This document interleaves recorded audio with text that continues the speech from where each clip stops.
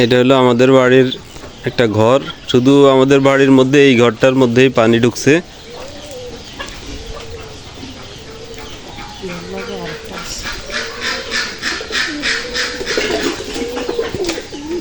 ইতিহাসে এই প্রথম। এই যে দেখেন, এই ঘরে একেবারে হাঁটুর নিচ পর্যন্ত পানি।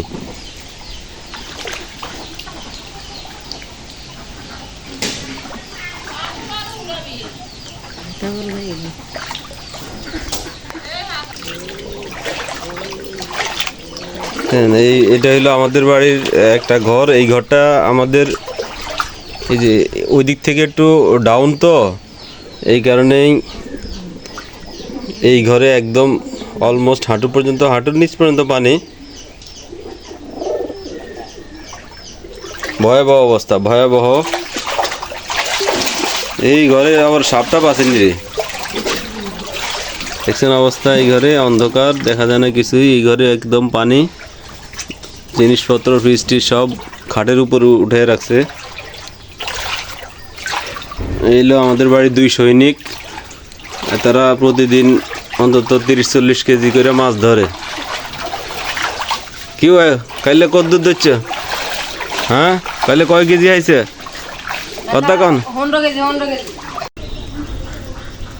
বন্যায় যেই পরিস্থিতির মধ্যে দিয়ে যাইতেছে আমাদের বাংলাদেশ, বন্যা নিয়ে তো আর আসলে কিছু বলার নাই। তো আমাদের এলাকা হচ্ছে চাঁদপুর।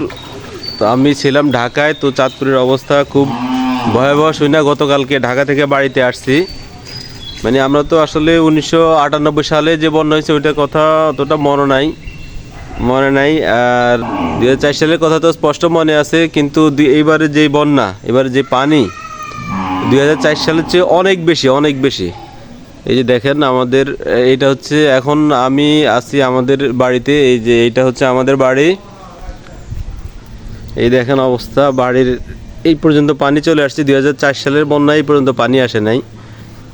দেখেন এটা হলো আমাদের বাড়ির সামনের অংশ, গাঁড়ারাগ বলে। 2004 সালে মানে এই পর্যন্ত পানি আসে নাই। এখান থেকে আমি যত ওইদিকে যাবো তত পানি বেশি, মানে একবার ওই শেষ মাথায় হাঁটু পর্যন্ত পানি। এই হচ্ছে আমাদের বাড়ির পুকুর। এই প্রথম আমরা আমাদের বাড়ির পুকুরে এত পানি দেখলাম।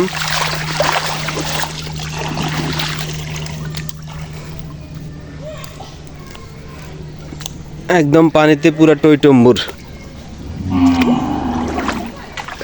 পানির। আমগো এই পুকুরের মাছ কি আছে রে? আছে, যায় নাই। হ্যাঁ, জাল দিয়ে রাখছে, যায় না। কবরস্থান ভাঙি গেছে। কবরস্থান মাংসে। হ্যাঁ, এটা হলো আমাদের বাড়ির পুকুরের অবস্থা।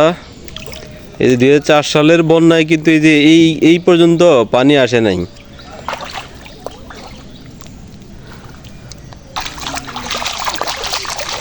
আমরা 3 শয়তান একসাথে হাঁটতেছি।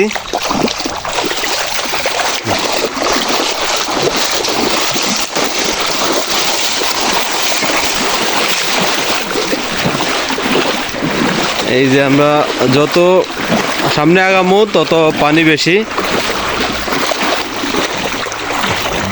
এবার একটু ভালোভাবে বুঝবেন। ওই যে দেখেন কত দূর পর্যন্ত পানি গেছে।